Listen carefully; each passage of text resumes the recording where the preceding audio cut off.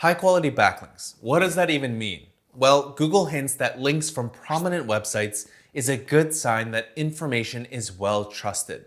But that's kind of vague too. The thing is that not all backlinks are created equal. Some help your pages rank higher in Google, others will seem like they're doing absolutely nothing, and some may actually hurt your rankings. So today, we're going to talk about identifying high quality backlinks that will move the needle for your site. Stay tuned. What's up SEOs? Samo here with Ahrefs, the SEO tool that helps you grow your search traffic, research your competitors, and dominate your niche. Now, if you're doing any kind of link building, I'm guessing you've done something like this. First, you start with keyword research, and of course, you'd look at the number of links that are pointing at the top ranking pages. And you see something like this, and you're like, hot damn, over 600 links from unique websites. So you click on the backlinks number to see who's linking to the page. Then you spot check the report and you're like, wow, a link from Lifehacker. And you keep scrolling down and then you're like, what? A link from Lifehacker's Japanese site? Time to learn Japanese so I can get a link there too. So you export all results, find some email addresses, then mass email everyone taking whatever you can get. This is the wrong way to approach prospecting and link building. Without further analyzing your link prospects, you could very well be building bad links or links that won't actually help you rank. So what you need to do is identify your competitors' high quality backlinks so you can know which pages will be worth getting a link from. And the way you're going to do that is by asking yourself a series of questions. First, ask yourself, is the site's content relevant to my niche? Imagine this for a second. You ask two friends for a recommendation for the best Italian restaurant in the city. One of your friends is a chef at an upscale Italian restaurant, and the other is a basketball coach who's allergic to tomatoes. Whose opinion would you hold higher? Probably the chef, since you know that they have experience with Italian cuisine. In the same way, links from a website about Italian food, Italy, or recipes would hold more weight than links from sites about technology or marketing. For example, you'll see that this page is linking to the top ranking URL for the query, best running shoes. But if you look at the content on the site, it seems more like a personal blog on random topics rather than one on running, fitness, or any other theme. So in terms of site-wide relevance, it's not quite there. Now with this one, you can probably guess that the site would be relevant based on just the domain name, runeatrepeat.com. Now this brings up the question, what about links from sites like news publications that cover a ton of topics, like the New York Times? This is where you need to ask yourself, is the page relevant to my niche and or the topic of my content? The New York Times covers various broad topics across their entire site. And just because they cover everything, it doesn't mean that links from there are worthless. In fact, the opposite could be true. Now, if you look at the link profile of the running shoes page, you'll see that they have a link from Business Insider.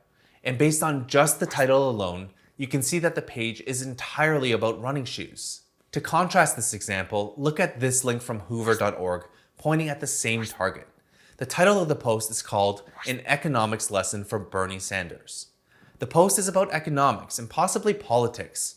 So even though they're linking to the same page, it doesn't change the fact that the post is about economics, not fitness or apparel. So in my opinion, I probably wouldn't reach out to this site for a link since the page and website aren't topically relevant. Now, everything that I've explained up to this point is about topical and contextual relevance. But another thing to consider is locational relevance.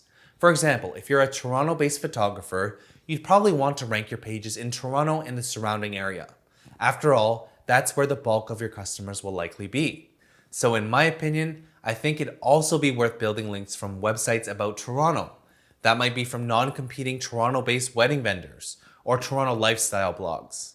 The next question to ask yourself is, does the linking site have authority? At Ahrefs, we try to quantify so-called website authority with a metric called domain rating.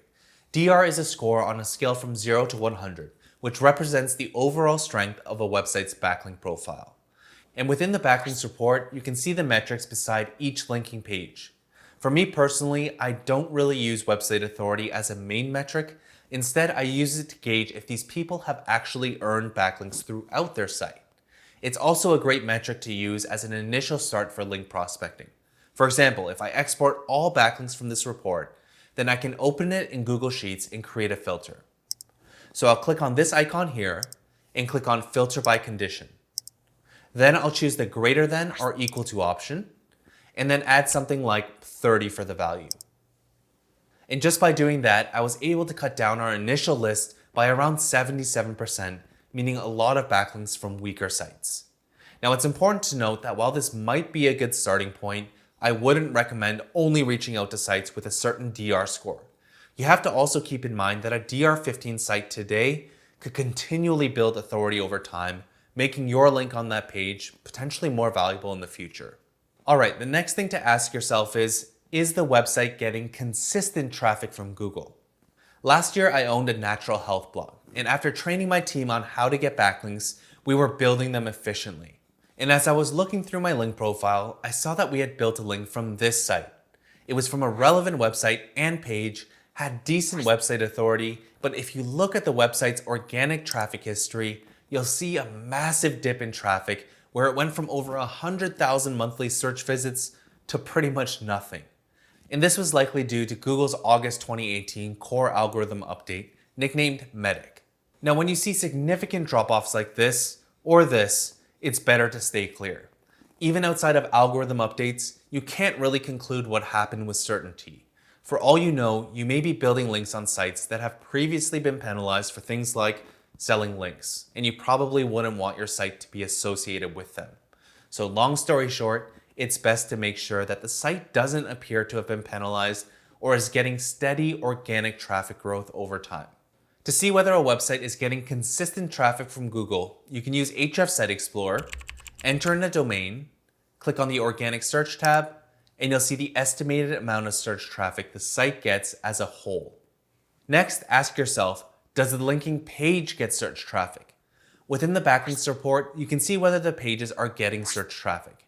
And getting links from pages with traffic can be good for a couple of reasons. First, you know that the page is likely still in Google's good books, because if they're getting search traffic, then they're ranking. And second, the more traffic a linking page gets, the better your chances of getting more referral traffic. The next question is, are most external links on their site nofollowed?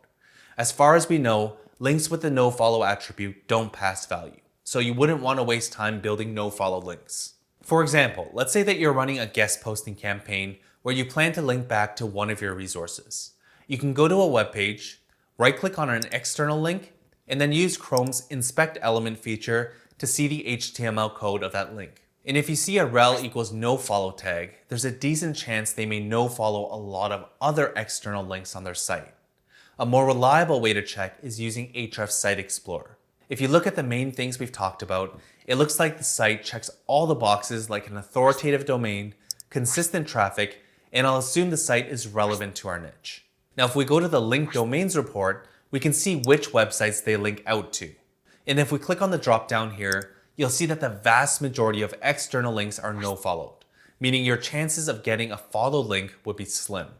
So unless you're trying to get a mention from that site or to hope for referral traffic, I don't think it will be worth the time and effort to guest post here. Finally, ask yourself, are they linking out to too many pages? And for me, this metric plays a big role when it comes to resource page link building. When a page has a ton of external links on their page, less authority is transferred via each external link. So you probably don't want links from pages that are linking to 1,000 other pages. And you can see the number of external links on the page in the Backlinks report in Site Explorer. You can also click on the external links header to sort them or use Google Sheets filters to weed them out of your prospects list. We have a full tutorial on resource page link building, so if you want to see how you can do that at scale, make sure to watch that video. Now, should you only go for links that match all of the criteria that we've talked about? I'd say no, because you'd be limiting your pool of prospects a bit too much. Instead, use these as guidelines to determine the amount of time and effort you're willing to put into gaining links from certain pages and sites, and also use them to find which sites you'll want to avoid building links on.